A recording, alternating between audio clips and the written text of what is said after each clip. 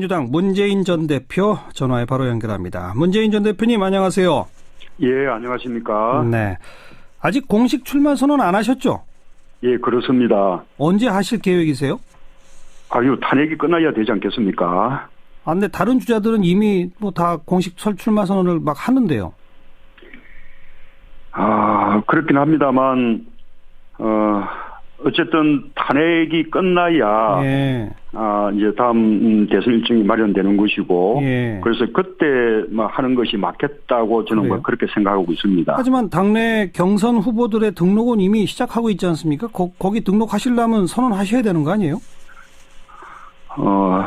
예, 저는, 그렇네요. 예, 등록 부분은 또 생각해 보겠습니다. 예. 자, 지금 설 맞아서 고향 내려가시는 분들이 이 방송 많이 듣고 계신데, 그분들한테 설 인사부터 한 말씀 하시죠. 예, 안녕하세요. 문재인입니다. 예, 지난해 우리 국민들 참 많이 힘들었습니다. 모처럼 가족과 함께 행복한 설날 되시기 바랍니다. 제 부모님은 실향민이어서 명절이 되면 늘 북에 두고 온 식구들을 그리워하셨습니다. 실향민뿐만 아니라 일 때문에 또는 형편이 안 돼서 고향에 못 가시는 분들도 많습니다. 명절을 혼자 보내시는 분들도 많고요. 그런 어려운 이웃에도 따뜻한 마음을 나눠줄 수 있다면 더 좋겠습니다. 예. 현장에서 고생하시는 우리 경찰관, 소방관, 그리고 또 명절이면 더 바쁜 고속도로 직원들, 이런 분들 노고가 있기 때문에 우리가 즐거운 명절을 보낼 수 있습니다. 특별히 고맙다는 말씀 드리고 싶고요. 네. 어쨌든 새해 모두 복 많이 받으십시오. 새해 가장 큰 복은 정권 교체다라는 말씀을 드리고 싶습니다. 네. 고맙습니다. 예. 문재인 전 대표께서도 고향 가십니까? 예, 저는 내일 오후에나 내려갈 수 있을 것 같습니다. 네. 자, 지금 설을 맞은 우리 국민들이 근데 다들 이렇게 포근하고 행복하기만 한 게 아닙니다. 지금 최순실 박근혜 게이트 때문에 분노하고 살림은 점점 더 어려워지고 있고 왜 우리가 지금 이런 상황이 됐다고 보세요? 예, 맞습니다. 우리 국민들 정말 힘듭니다. 특히 작년 한 해는 더더욱 힘들었습니다. 예전에 김대중 대통령께서 취임식 때 어려운 국민을 말씀하시면서 울컥 눈물을 보이신 일이 있었는데 예. 지금이 꼭 그런 심정입니다. 예. 지금 우리 경제가 너무 어렵죠.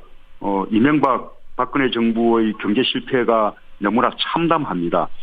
경제 성장률이 뚝 떨어진 데다가 그나마 성장의 혜택이 대기업과 부자들에게만 가고 대다수 국민들은 더 가난해졌습니다. 양극화가 심화되고 있죠. 예, 네. 어려워도 공평하기만 하면 함께 견딜 수가 있는데 도대체 경제도 기회도 불공정하고 불평등하니까 우리 국민들이 더 힘든 것이라고 생각합니다. 네. 그래서 우리 사회의 반칙과 특권을 없애고 공정한 세상 만드는 것이 해법이다. 저는 그렇게 주장하고 싶습니다. 반칙 특권 없애고 공정한 세상을 만든다. 예. 네.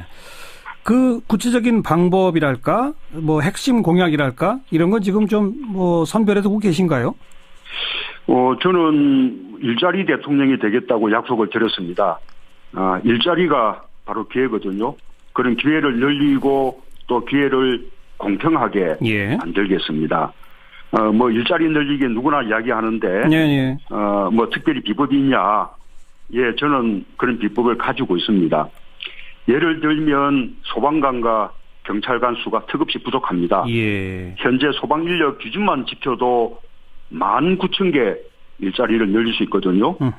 그렇게 경찰, 사회복지 공무원, 군 부사관 이런 이제 공공 일자리들을 늘리면 네.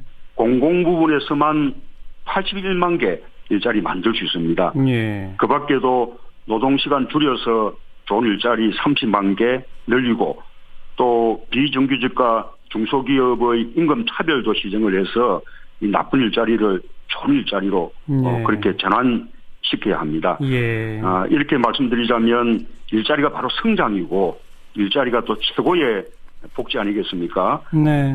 좋은 일자리를 통해서 국민의 지갑을 두둑하게 하고 그것을 통해서 내수 살리고 이렇게 수출과 내수가 함께 경제를 성장시키는 것이 예. 제가 주장하는 소득주도 성장이고 국민 성장입니다. 네. 온 국민이 더불어 잘 사는 일자리 복지 강국 대한민국 저 문재인이 꼭 실현시켜 보이겠습니다. 그 공공 분야에서 무려 81만 개의 일자리를 만들 수 있다 하셨는데 그러면 예. 상당히 많은 재정 부담이 생길 텐데 그건 어떻게 조달하실랍니까?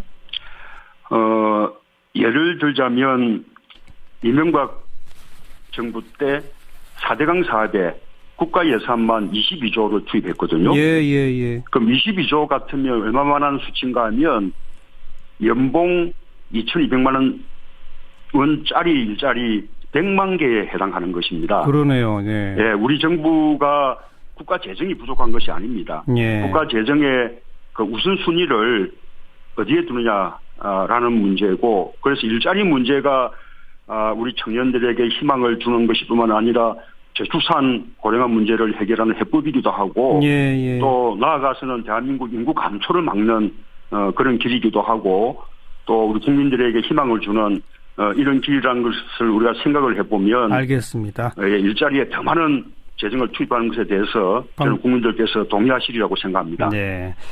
반칙과 특권이 없고 공정한 세상의 그 핵심은 바로 일자리다 이렇게 말씀하셨는데 반칙과 특권을 없애는 그런 쪽에서는 어떤 것들이 핵심 공약이 될까요?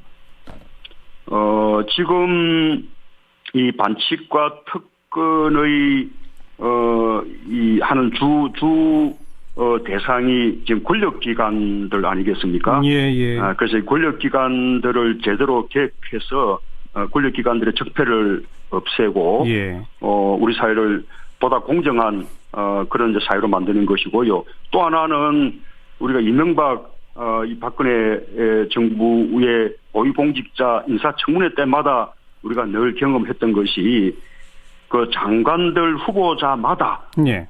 뭐 병력을 기피하거나 위장 전입을 하거나 예. 부동산 투기를 하거나 세금을 제대로 내지 않았거나 또는 논문을 그렇게 표절하거나 예. 뭐 이런 식의 반칙들을 통해서 자신들의 의무는 이행하지 않으면서 네. 또 특권을 누리려고 하는 이런 이제 그 고위공직자의 문화부터 깨끗하게 만든다면 예. 저는 윗물이 맑으면 아랫물이 맑아지는 것처럼 예. 자기는 우리 사회가 보다 공정한 사회가 될 수 있다고 생각합니다. 권력기관 개혁, 고위공직 쇄신, 재벌 개혁은 어떻게 보십니까?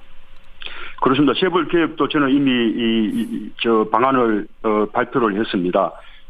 재벌 개혁은 우리 재벌들을 억압하거나 재벌들의 뭐 경제 활동을 위축하고자 하는 것이 아닙니다. 네. 재벌이 우리 경제 성장의 견인차 역할을 해왔고 지금도 아주 중요한데, 그런데 한편으로는 재벌이 우리 경제를 불공정하게 만드는 예. 그런 원천이 되고 있습니다. 그래서 우리 경제를 보다 공정한 경제 생태계를 만들기 위해서도 재벌 개혁이 필요하고 예. 또 재벌 스스로도 이 경쟁력을 나가기 위해서 재벌 개혁이 필요하다고 생각합니다. 예를 들자면 우리 재벌들의 그 1세대, 2세대들은 창업가, 기업가 정신이 있었는데 예. 지금은 뭐 일감 몰아주기라든지 또는 무슨 골목 상권에 이렇게 뭐 침투에 들어간다거나 하는 걸 통해서 너무나 쉽게 돈을 벌 수 있기 때문에 네. 그 1세대, 2세대가 가졌던 그런 창업 정신을 다 잃어버린 상태거든요. 그래서 재벌 개혁을 해야 재벌 스스로도 세계 시장 속에서 경쟁력을 이렇게 키워갈 수 있다고 생각합니다. 예. 자, 지금 뭐 지지율 1등을 계속 달리고 뭐 대세론까지 나오는데 그 배경 이유는 뭐라고 생각하세요? 우선 국민들께 감사드리고 싶고요. 그만큼 우리 국민들의 그 정권 교체에 대한 염원이 크고 또 저를 정권 교체의 어떤 대표, 정권 교체의 가장 적임자로 그렇게 인정하시는 게 아닌가 그렇게 생각을 합니다. 예. 몇 가지 말씀드리자면 우선은 적폐를 청산하려면 세상을 바꾸겠다는 그런 의지가 있어야 되는데 저는 과거에 민주화운동하고 인권변호사 할 때부터 정치를 하고 있는 지금까지 줄곧 세상을 바꾸려고 노력을 해왔습니다. 의지가 확실하다? 또 그렇습니다. 또 이제 적폐를 또 청산하려면 지도자가 우선 청렴하고 깨끗해야 하는데 예. 저는 참여정부 때부터 지금까지 수많은 공격받았고 뒷조사도 많이 당했지만 틀어도 문제나지 않는 사람이다. 이런 평가를 받았거든요. 예. 저는 예. 검증이 끝난 사람이다. 이런 말씀을 드리고 싶고요. 예. 또 하나 이제 가장 중요한 것이 이번 대선은 조기 대선인데다가 인수위가 없지 않습니까? 그렇죠. 이렇게 정책을 만들고 정부를 구성하는 그런 준비 기관이 없는 것이거든요. 곧바로 취임이죠. 그렇습니다. 그래서 잘 준비된 대통령이 아니면 성공하기가 어렵습니다. 네. 저는 청와대에서 오랫동안 그 대통령의 국정 운영을 지켜보고 또 함께 했습니다. 준비됐다. 그래서 국정이 어떻게 돌아가는지 그 메커니즘을 잘 압니다. 또 지난번 대선 때부터 지금까지 착실히 준비도 해왔고요. 예. 그래서 국민들께서 저 문재인이 가장 잘 준비되고 또 청렴해서 지금 국민들이 바라고 있는 적폐청산 그리고 또 새로운 대한민국을 만들 책임자다. 예. 그렇게 인정해 주시는 것이라고 생각합니다. 네. 감사드립니다. 자, 오늘 박원순 서울시장이 대선 불출마를 갑작스럽게 선언했어요. 어떻게 평가하시고 박원순 시장한테 한 말씀 하신다면요? 정말 아주 박원순 시장으로서는 아주 아프고 어려운 그런 결단을 했습니다. 저는 박원순 시장에게 고맙다는 말씀을 드리고 싶습니다. 아주 치열한 경쟁도 국민들 관심을 끌게 하지만 저는 또 아름다운 양보와 협력에서 국민들을 더 감동시킬 수 있다고 생각합니다. 이건 박원순 시장께서 스스로 양보하시면서 정권 교체를 위해서 당원으로서 할 수 있는 모든 노력을 다 하겠다. 그렇게 다짐하시지 않았습니까? 그래서 박원순 시장의 이 아름다운 양보 결단이 우리 더불어민주당의 어떤 정권 교체에 아주 큰 힘이 될 것이라고 그렇게 저는 믿습니다. 앞으로 박원순 시장과 잘 협력해서 정권 교체 꼭 이뤄내고 또 다음 정권 교체 이후에 다음 국정도 반드시 성공시켜내겠습니다. 네. 어제 저녁에 박근혜 대통령이 갑작스럽게 한 인터넷 TV랑 인터뷰를 하면서 지금의 이 상황 탄핵 정국이 뭐 오래전부터 기획된 거 아닌가 뭐 이렇게 생각한다는 얘기를 막 했어요. 어떻게 평가하세요?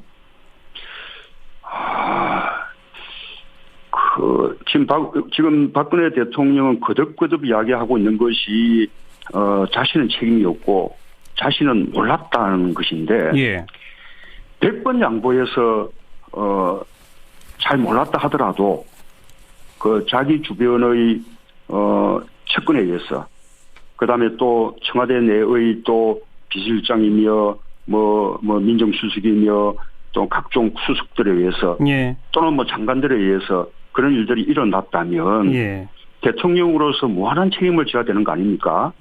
국민들에게 정말 죄송스러워해야 되고요. 그럼 그것만으로도 본인은 책임을 져야죠. 참여정부 때 노무현 대통령이 탄핵 소추 당했을 때 그때 그 노무현 대통령은 그 헌법재판소의 결정 여부와 상관없이 대통령의 직무가 정지되고 국무총리가 권한을 대행하는 이런 상황을 최대한 조기에 종식해야 한다. 그래서 헌법재판소의 최대한 절차를 빨리 끝내줄 것을 그렇게 당부를 했었습니다. 그런데 지금 박근혜 대통령은 어쨌든지 탄핵 절차를 지연시켜 보려고 지금 바둥거리는 거 아니겠습니까?